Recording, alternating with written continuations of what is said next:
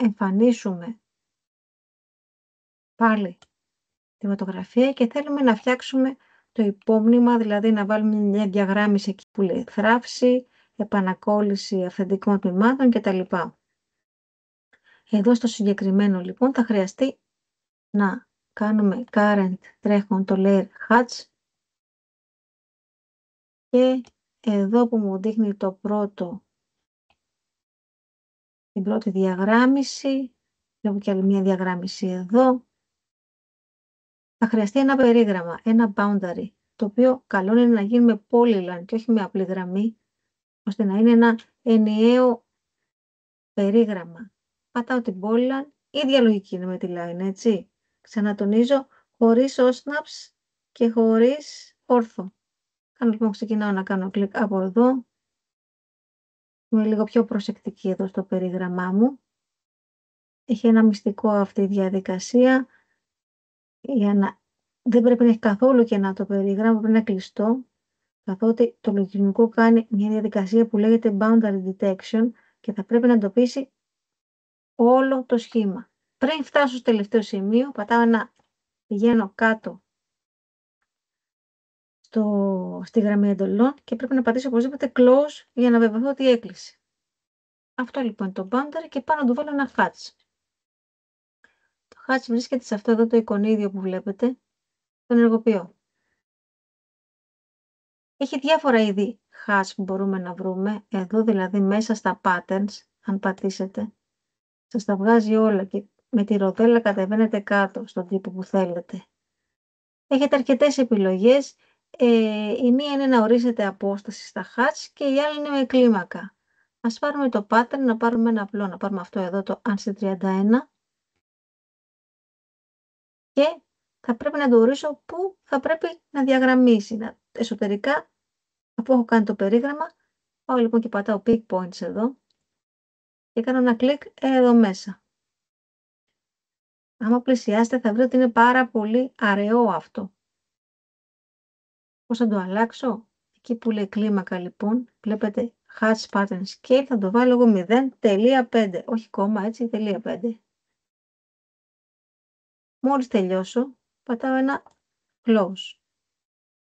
Επειδή αυτό το πράσινο δεν πολύ φαίνεται, θα πάω να αλλάξω το χρώμα, δηλαδή στο hatch, το βάλω ένα πιο σκούρο, για να βλέπω τι κάνω. Αυτό εδώ για παράδειγμα. Ίσως και πιο έντονο μάλλον, να του βάλω ένα έντονο χρώμα. Αυτό. Ναι, για να καταλαβαίνουμε λίγο τι κάνουμε. Έχει ακόμα ένα. Αυτό. Ό,τι είναι πιο έντονο θα το δούμε. Μπορώ να αλλάξω και εντελώς το χρώμα, να του βάλω ένα κόκκινο για να βλέπω καλύτερα και κλείνω. Αν και πάλι αυτό, τη διαγράμμιση μου φαίνεται αραιή, κάνω ένα κλικ μία φορά επάνω, μου αλλάζει, πηγαίνει στο περιβάλλον του hatch και του λέω κλικ, να το κάνει 0.2.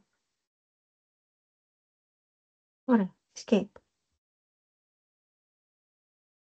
Αν θέλω τώρα να κάνω μια άλλη περιοχή με άλλη διαγράμμιση, πάλι θα πρέπει να κάνω την polyline. Ας πούμε τώρα ότι η περιοχή μας είναι αυτή εδώ, που έχει τη διαγράμμιση. Τώρα δεν θα το κάνω ολόκληρο, θα κάνω ένα κομμάτι του, απλά για να το δείτε, έτσι.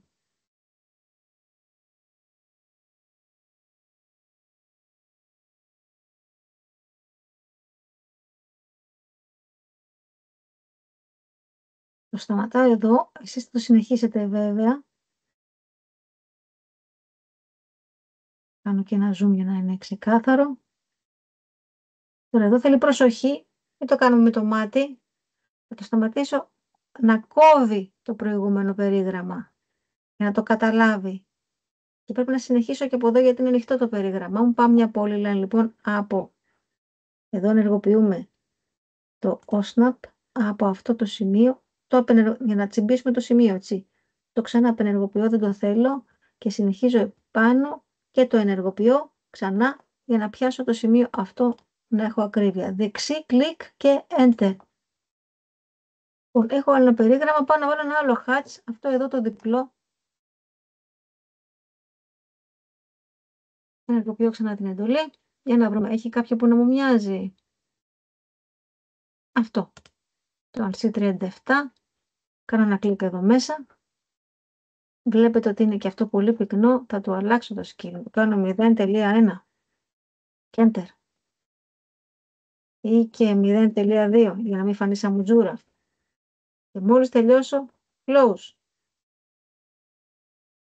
Αν υπάρχει ένα συμπαγές που θέλετε να δείξετε χρώμα, δεν μπορώ να το βρω εδώ ποιο είναι, αλλά σας λέω παράδειγμα, φτιάχνετε, αν για παράδειγμα θα φτιάξω εγώ ένα μικρό παραλληλόγραμμο, από εδώ ως εκεί, ας υποθέσουμε ότι αυτό είναι το περίγραμμά μου και θέλω να βάλω ένα hatch, πηγαίνω πάλι στο hatch, για συμπαγές χρώμα, πατάω το βελάκι να ξαναδώ όλα τα pattern που έχει, σκρολάρω με τη ροδέλα πάνω, επιλέγω το solid. Συνέχεια, pick points για να καταλάβει ότι θέλω εδώ μέσα να προσθέσω το γέμισμα, ένα κλικ μέσα, το έβαλε και enter. Τώρα, αν θέλουμε να το δούμε όλη την εικόνα χωρίς το JPEG από πίσω, έτσι, τη φωτογραφία, μπορώ να πάω και να του πω να απενεργοποιήσω φωτογραφία. Έχουμε κάτι τέτοιο. Το σβήνω λοιπόν, ξανανεβάζω τη φωτογραφία γιατί τη χρειάζομαι.